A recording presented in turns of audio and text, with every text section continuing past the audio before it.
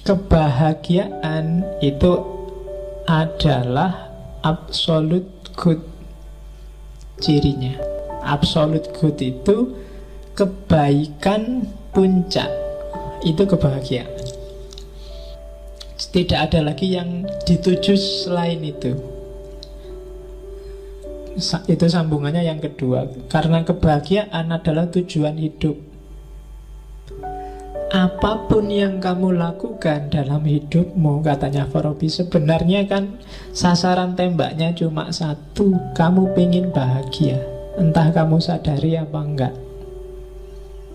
Enggak ada orang yang nyari susah selama dia masih waras. Kecuali enggak waras. Cita-citamu apa? Saya pengen stres, Pak. Enggak ada. Semua orang pengen bahagia. Saya pengen depresi, Pak. Enggak ada. Setiap orang secara fitrah dia pasti ingin bahagia. Dan kalau sudah bahagia selesai. Dia enggak pengen apa-apa lagi sesudah itu. Maka dia disebut absolute good. Kebajikan puncak itu kebahagiaan. Kamu jujur, kamu tekun, kamu rajin, kamu sabar. Itu kan sebenarnya finalnya adalah dengan tekun, rajin, sabar kamu pengen bahagia. Oke, dan memang Allah merancang manusia untuk biar dia bahagia. Tujuan Allah bikin kita di bumi ini kan untuk biar kita bahagia. Allah ingin kita seneng. Makanya Allah ngasih banyak fasilitas yang cocok untuk kita hidup. Kan bumi dan isinya ini kan pas banget untuk kita hidup. Kenapa sih kok Allah sempet-sempetnya ngasih kita yang pas luar biasa untuk hidup kita? Karena Allah ingin kita bahagia. Apa-apa mudah, apa-apa tersedia. Kalau ada yang kurang kok ndak ada, biasanya karena pokal kita sendiri. Tapi Allah menyediakan full. Dan gak ada bayarannya, gratis. Kalian dikasih tangan cuma 2, dikasih kaki 2, dan itu pas. Dan dikasih akal. Akal itu kan luar biasa. Gak ada hewan yang dikasih akal selain manusia. Jadi ya kan kita kan hewan jenisnya, hewan yang berpikir. Jadi Tuhan menciptakan kita itu untuk bahagia. Maka barang siapa galau, bete, sumpek, sedih, kamu sebenarnya sedang melecehkan Tuhan. Kamu sebenarnya sedang menyinggung perasaannya Tuhan. Sudah dikasih macam-macam kok kamu masih bete, kamu masih galau. Itu yang bikin kemarin waktu kamu kecil, waktu kiai-kiaimu selalu bilang bahwa bersyukurlah. Dengan syukur nikmatmu akan ditambah.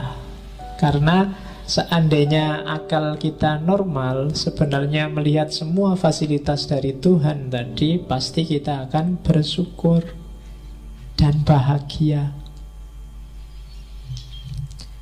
Seandainya ada masalah sekalipun, ya mungkin setiap orang tidak ada yang tidak punya masalah. Kalau di persentase, mungkin masalah hidupmu itu tidak ada 10%-nya nikmat dan kebahagiaan yang kamu dapat dari Allah. Silahkan kamu tulis nanti pulang dari sini, sebenarnya problemku itu apa sih? Tesis yang tidak selesai-selesai, atau skripsi yang tidak mulai-mulai, atau apa. Itu problem-problemmu kan seputar-seputar itu aja. Pacar yang gak dapat-dapat, atau yang sejenis itu kan. Lu itu kalau di persentase dari 100% variabel hidupmu, paling gak ada 10%-nya. Kamu masih bisa makan enak, masih bisa mandi seger, masih bisa minum teh manis, masih bisa. Banyak orang yang manis saja gak boleh, teh juga gak boleh, air putih banyak-banyak nggak boleh, ya kan? Tidur nggak bisa, ngerokok padahal pingin nggak boleh. Ya bukan banyak yang kayak gitu. 80% hidupmu dan dengan 20% masalah itu ya tetap kamu harus bersyukur. Maka katanya Farabi, enggak, Allah menciptakan kita untuk bahagia. maka jangan bikin dia tersinggung dengan kamu tiap hari mengeluh, saya bete, saya galau, aku lagi ndak mood, aku lagi ini. Padahal apa sih yang gak dikasihin Allah padamu? Tahsilus sa'adah. Jadi capailah kebahagiaan biar Allah seneng. Kayak kalian itu loh, kalau ngasih seseorang, bantu seseorang, dan yang dibantu kok terus alhamdulillah sampean bantu sekarang hidupku beres, aku urusanku selesai semua, yang bantu kan juga seneng. Tapi kalau kamu bantu orang, yang dibantu merengut, terus sumpek, terus iya sih terima kasih dibantu, tapi yo masalahku masih banyak, itu yang bantu juga jadinya nggak enak hati. Jadi bahagialah. Allah menciptakan kita untuk bahagia. Tidak usah terlalu dipikir masalahmu yang hanya 10-5% itu. Kalau ada solusi ya diambillah solusi itu. Kalau nggak ada ya dipikir lagi. Kalau buntu ya dinikmati aja masalahnya. Itu lebih enak. Kan sekarang biasanya yang bikin kamu sumpek kan nyari jalan keluar. Saya nyari jalan keluar nggak nemu-nemu Pak. Ya sudah, kalau nggak nemu ya nggak usah dicari, nggak nemu, dinikmati aja masalahnya. Tesis nggak selesai-selesai ya sudah, ditunggu aja. Sopo ngerti dapat surat peringatan. Loh ya kan? Kalau dapat surat peringatan kan nanti gerak sendiri. Oke, jadi yang kedua itu. Yang ketiga rumusnya dari tahsilus sa'adah, semua yang membuat seseorang bahagia itu baik. Tapi semua yang bikin kamu galau, bete, itu kebalikannya, pasti tidak baik. Kalau tesismu nggak selesai-selesai, itu pasti tidak ada yang tidak baik yang sedang kamu jalani. Mungkin kamu males, mungkin kamu nggak tertib, mungkin kamu ogah-ogahan, mungkin kamu mismanajemen waktumu, pasti ada yang salah. Dan itu membawamu pada ketidakbahagiaan. Dan semua yang membuatmu bahagia itu pasti baik. Kok ada yang tidak baik tapi membuatmu bahagia, hati-hati, awas ketipu. Itu jebakan. Hakikatnya dia jelek. Misalnya, Pak, kemarin saya nyontek, akhirnya nilaiku A, Pak. Oh itu iya, nilaimu A, tapi hati-hati dalam praktek hidup yang sejati, awas keliru. Misalnya kamu harusnya levelmu nggak IP 4, tapi IP-mu 4, orang anggap kamu pinter, padahal ternyata enggak. Itu bahayanya, silahkan dinikmati sendiri. Banyak bahayanya, panjang. Jadi pokoknya yang bikin kamu bahagia pasti baik. Kok kamu bahagia dengan hal yang tidak baik, itu sebenarnya bukan bahagia, atau sebenarnya itu nikmat sementara, ladzat tadi. Tapi resiko tidak bahagianya sangat panjang. Nah, oke. Saya tidak sholat, tidak apa-apa itu Pak. Aku tidak puasa, biasa aja kan.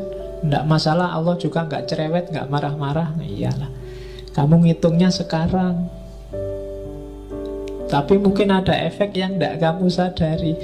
Karena ketika Allah nyuruh sesuatu, itu mungkin rahasianya tidak sekarang saat ini, tapi ada skenario yang dibikin sendiri oleh Allah untuk mekanisme hidup kita.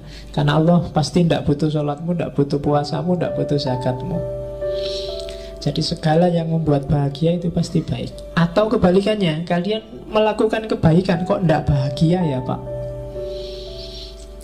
Ketika kebaikan tidak bikin kamu bahagia, berarti ada misunderstanding, ada pemahaman dan pengetahuan yang belum kamu jumpai. Kayak di Plato kemarin, saya jujur Pak, tapi kok sumpek gini hasilnya Pak. Kok malah rumit hidupku. Harusnya jujur itu bikin bahagia, tapi kok bikin aku malah galau. Ada yang keliru dalam pemahamanmu tentang kejujuran dan kebahagiaan dari jujur. Konsepmu mungkin salah. Mungkin bahagia menurutmu apa? Atau jujurmu itu jangan-jangan bukan jujur yang sejati, tapi jujur yang terpaksa. Atau pasti ada yang keliru. Pokoknya rumusnya katanya Farabi, perbuatan baik hasilnya pasti bahagia. Rumusnya di situ. Semua yang bikin bahagia pasti baik. Kalau ada yang enggak, pasti ada yang salah.